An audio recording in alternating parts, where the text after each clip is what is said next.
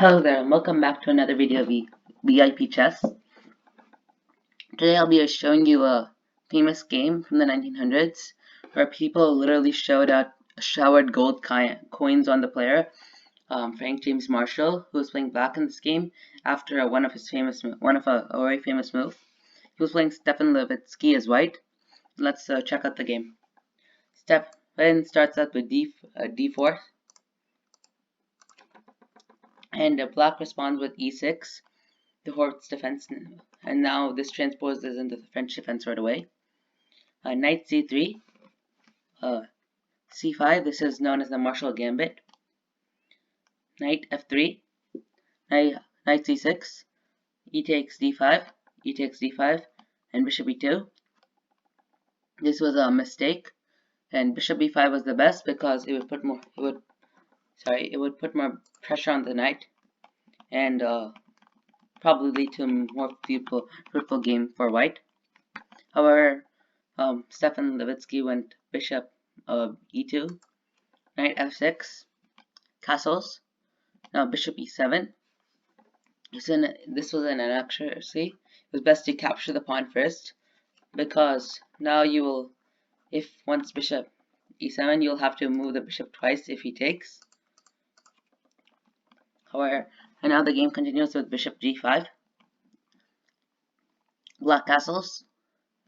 The d pawn takes the c pawn now, but he Frank James Marshall declines it for now. Now Stefan plays inaccuracy.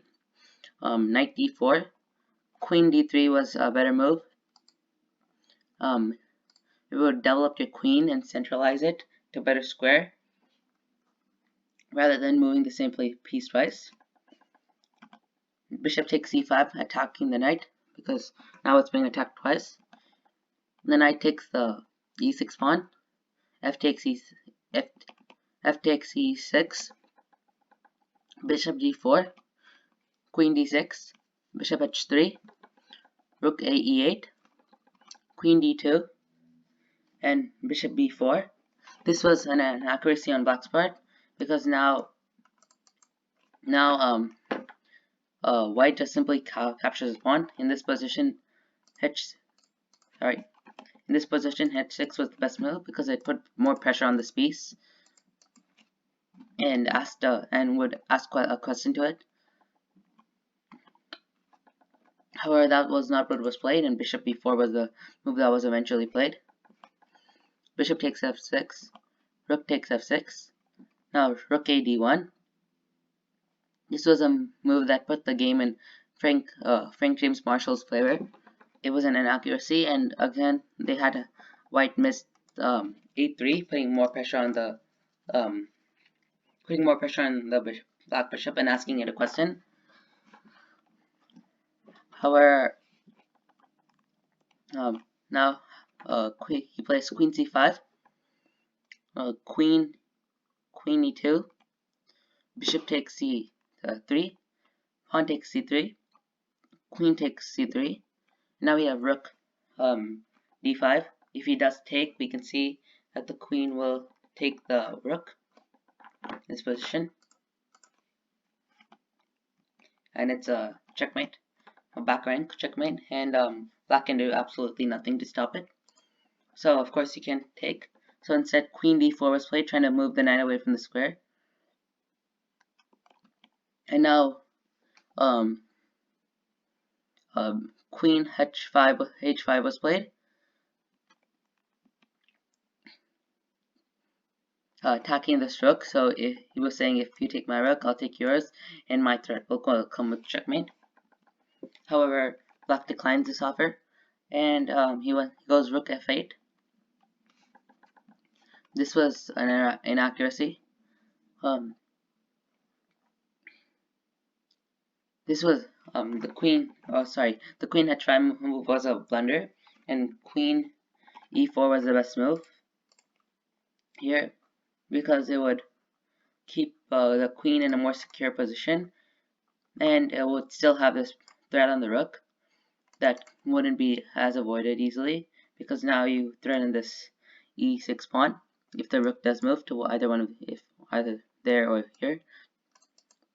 Well, here would moving to d8 would be a mad move, such as if you went to f8 or c8.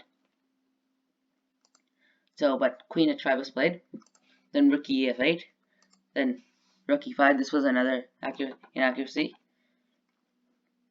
He could have played bishop takes e6, and then we have rook takes e6.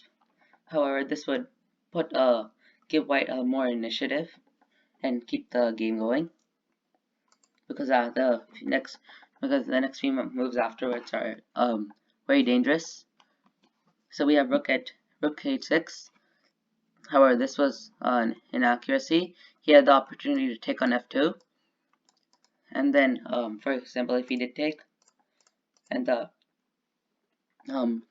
rook captures, then we have queen e1 check. The king can't move, so he has to defend with the rook, and then we have checkmate on the next move.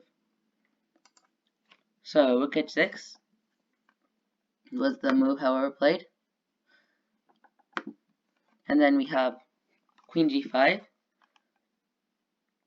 And again, he missed the opportunity of taking on the e6 square. We have queen g5, rook takes h3. And of course, if you do take, if you take,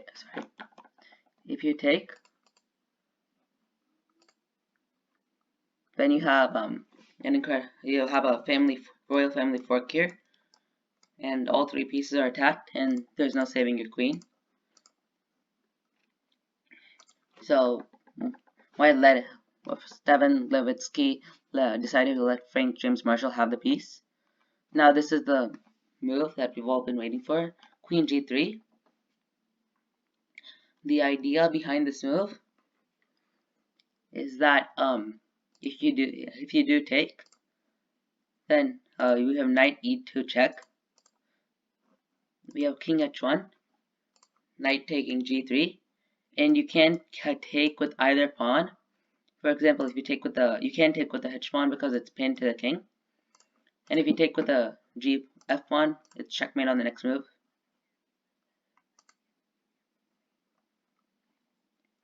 So he has to move back to g1.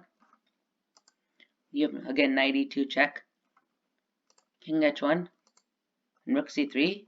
And as you can see, black is a piece up in this position and would love to trade down to an endgame. And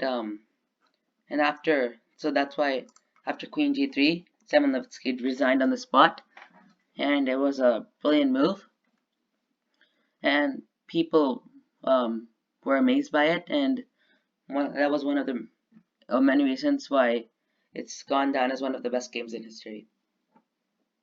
If you have any questions, comments, or ideas, please leave them in the comment section below. Until next time.